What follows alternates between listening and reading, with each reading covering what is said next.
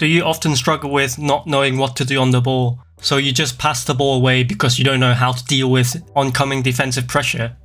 In this video, I'll show you some easy tips to evade pressure, dribble past defenders, and shield the ball.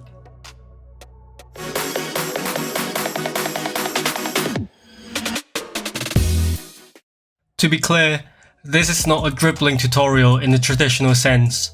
Unlike some of my regular viewers here, I'm not great at dribbling, so this is not a tutorial on how to perform all dribbling tricks, but rather a tutorial on how to protect the ball when the defender is pressing you and how to get past defenders and create space when you're on the ball. With that out the way, let's jump into the first tip. The first tip is going to be simple yet effective, and that is to simply change direction. Often, to evade pressure, all you need to do is to use your opponent's momentum to your advantage. For this, you need to observe which direction your opponent is moving. The golden rule is to never go in the direction that would eventually cross paths with your opponent.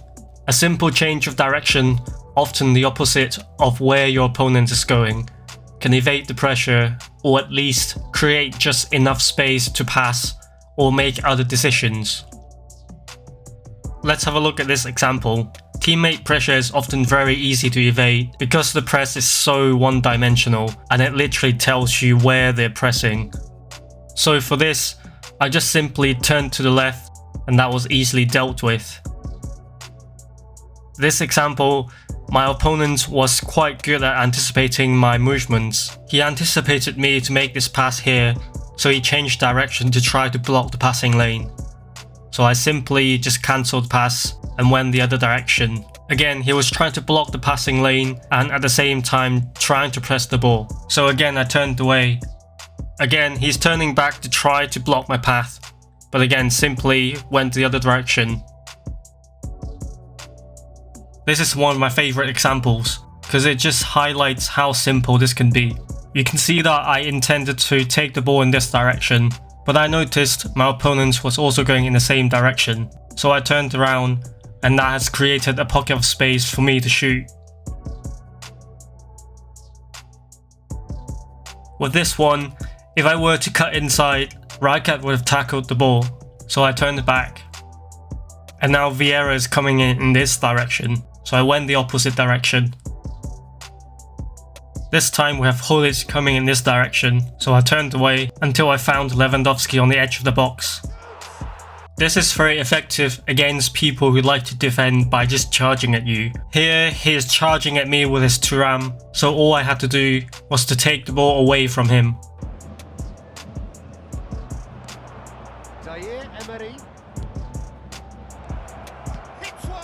The change of direction is even more effective when coupled with finesse dribbling. Finesse dribbling is enabled when you hold down L2 and you use the left stick to change direction. It allows you to have better control of the ball, and it is often harder for the opponent to tackle the ball.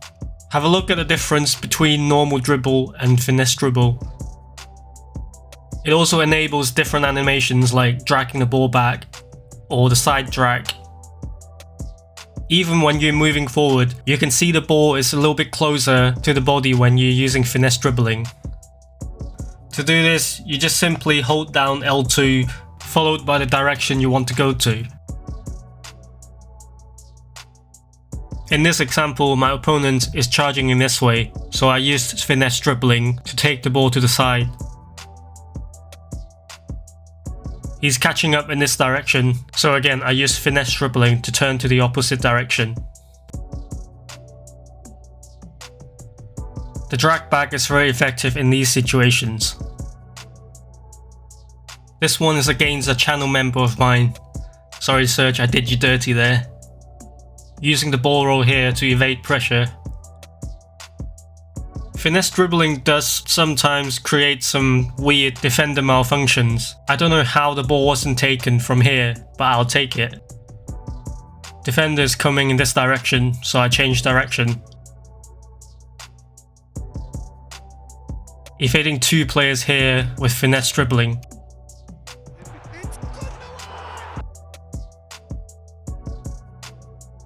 This is a good example here. I've just cut inside, but then I noticed there's a bit of space behind right guard here. So I used Finesse Dribbling to go into that space, and it almost looks like the acceleration burst animation. A common misconception with shielding is that a player would need high physical contact stats. Yes, high physical contact stats can help with shielding and reduces the impact of being held by another player. You can watch my physical contact breakdown here, but it doesn't mean that it is impossible for weaker players to shield against players with high physical contact stats.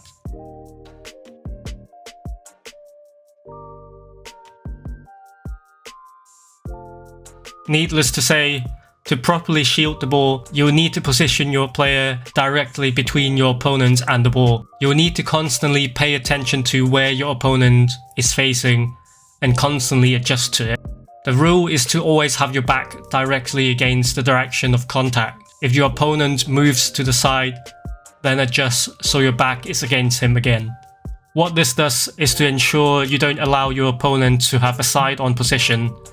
The closer to the side your opponent can get to, the easier it is for them to tackle the ball. In this example, my opponent is gaining shoulder-to-shoulder position, so I quickly turned my back against him and shielded the ball. Again, he's gone to the side of my shoulder, so I adjusted and put my back against him until I found an opening and gained goal side. Another good example here, using Santos Neymar, who has physical contact stat in the 50s, up against Lilian Thuram. You can see here I was ready to turn my back against him to shield the ball. Then I saw a little bit of a gap to the right, so I tried to turn there. Realised that he can quickly catch up and he's gaining shoulder-to-shoulder position. So again I turned. This time he's charging in from my left. So I turned to the right to get ready to shield the ball. Now, often when someone defends so aggressively, they would concede goal side very easily. If you want to learn how not to defend like this, then you can watch my defending tutorial. Now, because he's aggressively charging in this direction, all I needed to do was to turn around and I'll have goal side. I received the ball at the edge of the box, but I didn't immediately try to turn towards goal. Instead, I turned around to get ready to shield the ball from the oncoming defender.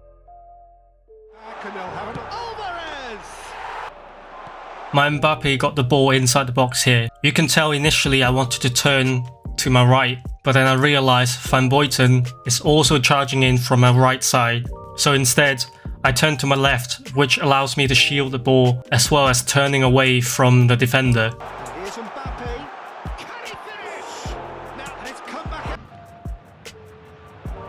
The thing with shielding is that it allows you time to observe what the opponent is doing. If you've watched my possession guide video, I've talked about the idea of waiting for your opponent to present you an opportunity, and you can apply that when you're shielding the ball.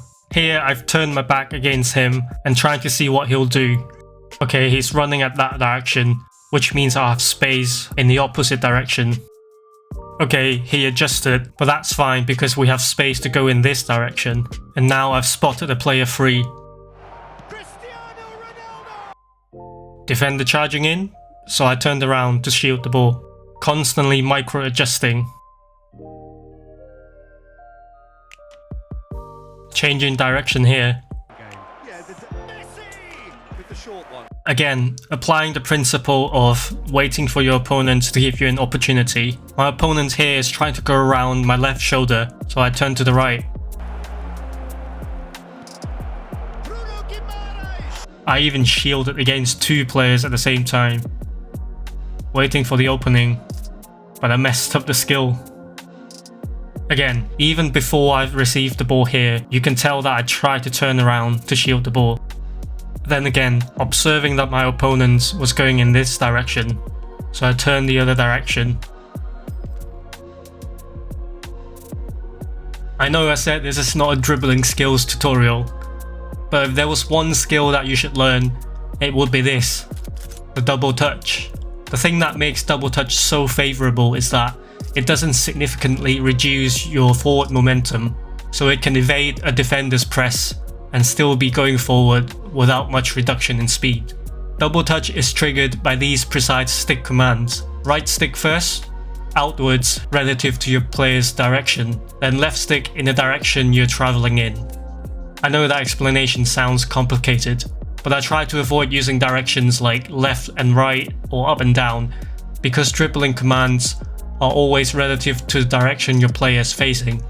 So always remember with double touch, first you'll need to identify which direction your player is facing.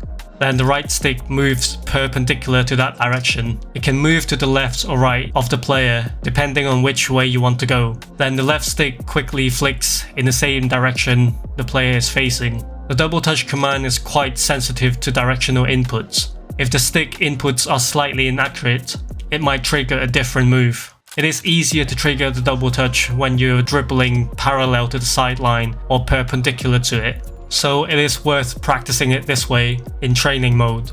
But if you're dribbling at a slight angle, just remember the controls needs to be in relation to the direction you're facing. To be clear, it is possible to exit the double touch slightly to the side of the initial travel direction, but it is a little bit harder to pull off, so I would stick with the easier version. Let's have a look at some examples. Again, the double touch is very effective against someone who just charges at you.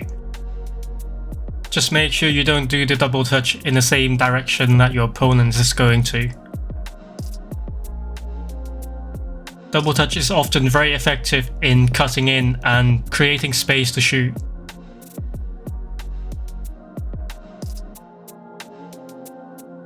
Another simple yet effective skill is cancelling. Often when you fake a pass or a shot, you can bait the opponent into going to one direction, creating space for you to go to the other. Then a simple cancel will allow you to attack that space. On the console version of the game, there are two ways of cancelling. The first way, you can only cancel a shot or a lofted pass with the X button, or A if you're on Xbox. Doing this will trigger the cancel animation, which might delay what you want to do, but it does often trigger your opponent into doing a block animation, which could be useful sometimes. The other way to cancel is to use Super Cancel. Super Cancel is triggered by pressing or holding down R1 and R2 at the same time. Super Cancel is more versatile as it can cancel almost all commands. So you can cancel triangle passes, shots, circle passes, and X passes. Unfortunately, there's no cancel command on the mobile version. RIP mobile players. So let's have a look at a few examples. I've received the ball here and I've just done a cancel shot to see which way my opponent will go. Looks like he's going to my right, so I turned around to get ready to shield the ball, but then also that allows me to turn to the other side and create space for me to shoot. This is another good example. I did a fake pass here and look at how my opponents moved to the left, thinking I was going to make that pass, but that had created space for me to go into. He's caught on here, but I just simply changed direction. Again, simply cancelling a pass here. Super cancelling a shot here and using Finesse Dribble to create space. I know double touch and super cancel have gained a negative reputation in the community. Just remember, these tips are meant to add to your arsenal, so you have more options when you're on the ball. Don't be that guy who always has to do 3 double touches and super cancels before you do anything. So that's it for my on the ball skills tutorial. Give this video a like if you found it useful. Subscribe if you want to see more content like this. And as always, thank you for watching, and also thank you to my channel members for supporting the channel. By joining my channel membership, you'll get early access to most videos, as well as longer version of my videos. If you want to support the channel, make sure to click the join button here to find out how to do so. I'll see you all in the next video.